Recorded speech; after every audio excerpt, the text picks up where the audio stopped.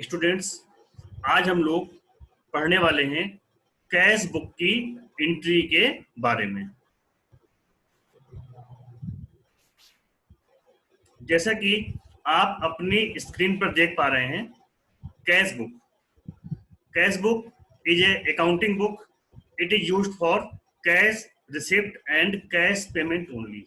यानी cash book accounting में use हो रही एक ऐसी बुक या रजिस्टर है जिसमें हम लोग सिर्फ कैश रिसिप्ट यानी हमने जो कैश प्राप्त किया है वह, और कैश पेमेंट यानी हमने जो कैश किसी को पेमेंट किया है उसकी ही एंट्री करते हैं। इस पे कोई भी एंट्री उधार की नहीं होती।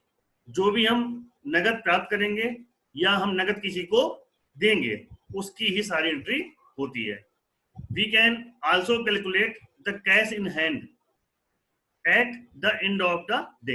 यानी हम जब पूरे दिन के बिजनेस कर लेते हैं और शाम को एंट्री करते हैं इसमें, तो इससे हम लोग कैश इन हैंड को पता कर सकते हैं, जिसको हम लोग हिंदी में रोकड़ भी कहते हैं। रोकड़ शब्द आमतौर पे आप लोगों ने सुना होगा, उसी को हम बोल सकते हैं कैश इन हैंड। यानी शाम को बिजनेस जब हमने ऑफिस क्लोज किया, बिजनेस क्लोज किया, उस दिन की सारी हमने एंट्री की, तो हम ये जान सकते हैं कि हमारे पास कितना कैश है और कितना कैश होना चाहिए। कैश बुक में दो साइड होती हैं। एक होती है रिसिप्ट साइड, जिसमें जो अमाउंट हमारे पास में आई है उसकी एंट्री होती है, और एक होती है पेमेंट साइड, जिसमें जो अमाउंट हमने किसी को पे की है उसकी एंट्री होती है। अब आपके सामने स्क्रीन पर यह कैश बुक का फॉर्मेट दिखाई दे रहा है। कैश बुक के फॉर्मेट में जैसे कि हम देख पा रहे हैं, ये पेज नंबर 1 लिखा हुआ है। तो ये पूरा पेज नंबर 1 है और इसमें दो साइड हैं। ये जो साइड लिखी हुई है आपको दिख रहा होगा, ये लिखा हुआ है रिसिप्ट साइड, और ये है पेमेंट साइड। तो इस तरफ हम एंट्री करेंगे जो अमाउंट हमको रिसीव होगी, और इस तरफ हम एंट्री करेंगे जो अमाउंट हम किसी को पेमेंट करेंगे। तो इस तरह से ये कैश बुक का फॉर्मेट होता है। तो स्टूडेंट्स, जैसे कि हमने देखा कि ये हमारे सामने कैश बुक का फॉर्मेट है।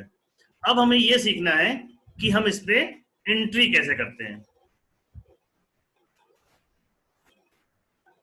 अब देखिए, अब आपके सामने ये स्क्रीन पर एक दिन की एंट्री दिख रही है।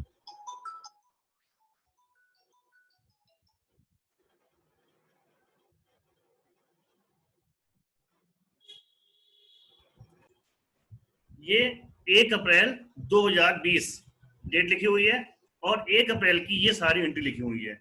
जैसे एग्जाम्पल के लिए पूंजी लगाई या पूजन में खर्च हुआ, हमने नगद परचेज की, नगद सेल की, इस प्रकार से ये एंट्री लिखी हुई है। अब हमको देखना है कि हम ये एंट्री कैश बुक में कैसे पोस्ट करते हैं।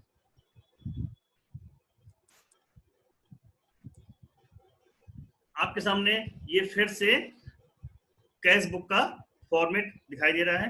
अब हम लोग एक एक एंट्री इसमें देखते हैं कि ये एंट्री कैसे होती है।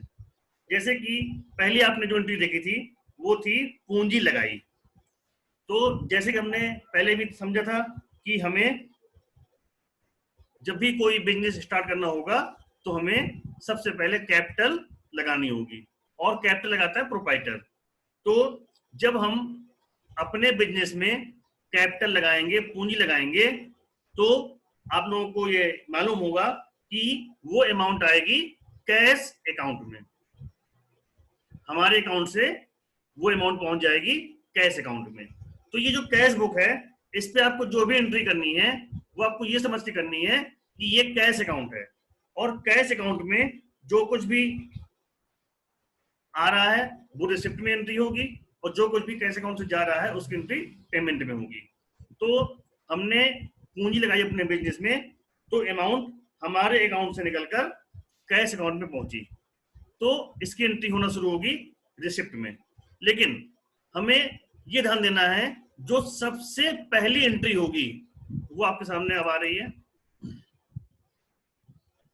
ये देखिए, ये सबसे पहले एंट्री होगी जिसपे डेट पड़ी हुई है 1/4/2020, और जहां पर्टिकुलर लिखा हुआ है वहां हमने मेंशन किया है बाई बैलेंस ब्रॉट डाउन। इसका मतलब ये है कि पिछला कितना हमारे पास में अमाउंट है, पिछला कितना बैलेंस है। तो अभी हम ये मान के चलते हैं कि हमारे पास में 0 रुपए हैं। अभी हम बिजनेस जस्ट स्टार्ट कर रहे हैं और हमारे पास में एक भी अमाउंट नहीं है, बिल्कुल हम शुरू कर रहे हैं। इसलिए हमने अमाउंट में 0 रुपए 0 पैसे यहाँ पे टाइप किया हुआ है कि बिजनेस शुरू करने जा रहे हैं और अभी एक भी कैपिटल नहीं है, जस्ट अभी हम कैपिटल लगाने वाले हैं। अब आते हैं अगली एंट्री में। अगली एंट्री है पूंजी लगाई 5 लाख रुपए। तो वो जो एंट्री होगी वो फिर से रिसिप्ट साइड में होगी, इस प्रकार से डेट पड़ी होगी। और देखिए आप देख रहे हैं कि हर एंट्री में पहले बाई लगा हुआ है और बाई फिर लिखा हुआ है शरद कैपिटल अकाउंट। जब आप अपने कैश बुक में एंट्री करेंगे अपने बिजनेस की, तो यहाँ पे आप अपना नाम लिखेंगे, यानी प्रोपाइटर यहाँ पे अपना नाम लिखता है और उसके नाम के आगे कैपिटल अकाउंट लगा होता है, इसलिए यहाँ लिखा हुआ है बाई शरद कैपिटल अकाउंट और यहाँ पे आगे अमाउंट लिखी हुई है। इसके बाद में जो अगली एंट्री थी वह है पूजन में खर्च हो गए। अब जब पूजन में खर्च हो गए तो हम लोग समझ पा रहे हैं कि अब पैसे कैश अकाउंट से जा रहे हैं। जब पैसे कैश अकाउंट से जा रहे हैं तो अब हमारी एंट्री होगी पेमेंट साइड में और वो एंट्री होगी इस प्रकार से। ये देखिए डेट डाल दी हमने। अब यहाँ पे लिखा हुआ है पूजन एक्सपेंस अकाउंट और यहाँ पे टू लगा हुआ है। जब हम पेमेंट साइड में एंट्री करेंगे तो यहाँ पर अकाउंट के नाम के आगे टू लगा होगा। किस पे पैसे जा रहा है? टू पूजन एक्सपेंस अकाउंट, क्योंकि पूजन के लिए पूजन एक्सपेंस अकाउंट होता है। और यहाँ हमने अमाउंट डाल दी 1001 रुपए। इसके बाद अगली एंट्री है नगद खरीद की। जब हमने नगद खरीद की तो उस पर भी पैसे कैश अकाउंट से जाएंगे, तो उसकी जो एंट्री होगी वो भी पेमेंट साइड में होगी। इस प्रकार से ये डेट डाल दी, टू परचेज अकाउंट और अमाउंट पड़ी हुई है 43,750। तो ये अमाउंट हमने यहाँ पे डाल दी। इस प्रकार से एंट्री होती जा रही है। अगली एंट्री है नगद बिक्री की। जब हम नगद सेल करेंगे, कैश सेल करेंगे, तो हमारे पास में अमाउंट आएगी और जब अमाउंट आएगी तो वो कैश अकाउंट में आएगी, इसलिए इसकी एंट्री होगी रिसिप्ट साइड में। इस प्रकार से डेट पड़ी हुई है, फिर लिखा हुआ है बाई सेल्स अकाउंट और अमाउंट लिखी हुई है 25,000। इसके बाद अगली एंट्री है नगद खरीद की, कैश परचेज। जब हमने कैश परचेज की तो बिल्कुल उसी प्रकार से फिर कैश जा रहा है हमारे पास से, तो उसकी एंट्री हम करेंगे पेमेंट साइड में और वो एंट्री होगी इस प्रकार से। इसके बाद अगली जो एंट्री है वो है ऑफिस के लिए फर्नीचर खरीदा। तो जब हमने फर्नीचर खरीदा तो अमाउंट फिर कैश अकाउंट से गई, तो उसकी एंट्री फिर से होगी पेमेंट साइड में।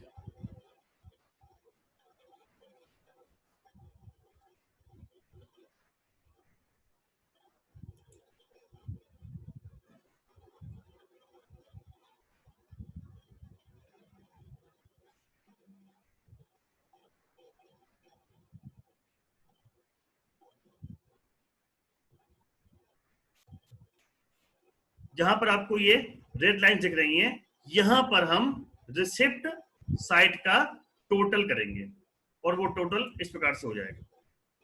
ये हमने रिसिप्ट साइड का टोटल यहाँ पे लिख लिया हुआ है।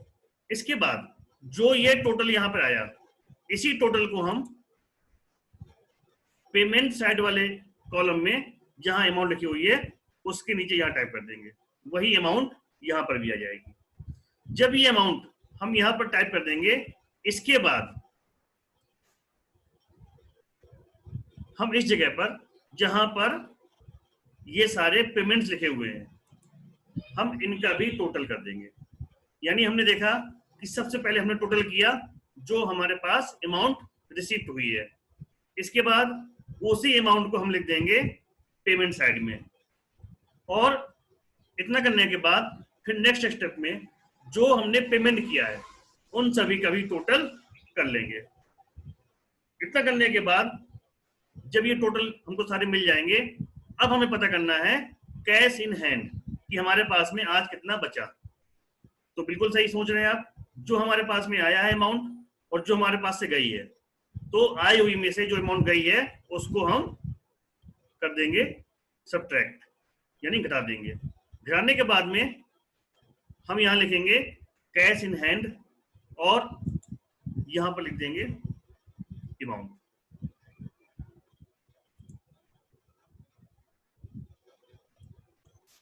तो जैसे ही ये हम एक दिन की एंट्री कर लेते हैं, इसके बाद जैसे 1 तारीख थी, अब हम नेक्स्ट डे 2 तारीख की एंट्री करेंगे। इसके लिए ये हम नया पेज ओपन करेंगे। जब हम नए पेज पे पहुंचेंगे तो अब सबसे पहले जो एंट्री होगी वो एंट्री होगी, डेट पड़ी होगी 2 तारीख, फिर देखिए लिखा होगा बाई बैलेंस ब्रॉट डाउन, और बाई बैलेंस ब्रॉट डाउन लिखने के बाद जहां हमने 1 तारीख में यहां लिखा था 0, अब यहां पर वो अमाउंट आ जाएगी जो अमाउंट 1 तारीख को कैश इन हैंड में बची थी, और उस अमाउंट को हम यहां पर लिख देंगे। और फिर उसी प्रकार से 2 तारीख की सारी एंट्री यहां पर करेंगे।